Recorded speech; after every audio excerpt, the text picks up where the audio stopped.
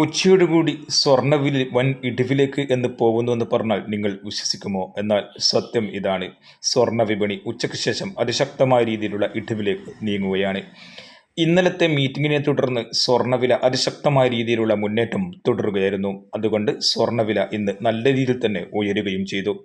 എന്നാൽ സ്വർണം വിൽക്കുന്നവർക്ക് തിരിച്ചടിയാണ് നേരിടുന്നത്. ഇന്ന് രാവിലെ സ്വർണം വിൽറ്റവർക്ക് നല്ല രീതിയിലുള്ള വില ലഭിച്ചെങ്കിലും ഉച്ചയ്ക്ക് ശേഷം സ്വർണം വിൽക്കുന്നവർക്ക് നല്ല രീതിയിലുള്ള ഇടിവ് നേരിട്ടേക്കാം. ഒരു പവന് 1700 രൂപയുടെ ഇടിവ് വരെ ഇന്ന് നേരിട്ടേക്കാം.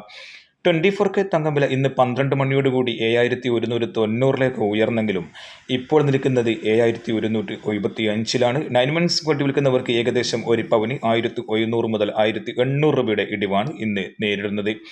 സ്വർണ്ണം വിൽക്കുന്നവർക്ക് ഇന്ന് നല്ല ഒരു അവസരമാണ്. ഒരുപക്ഷെ തിങ്കളാഴ്ചയോടുകൂടി സ്വർണ്ണവില വീണ്ടും ഇടിയാനുള്ള സാധ്യത തള്ളിക്കളയാനാവില്ല.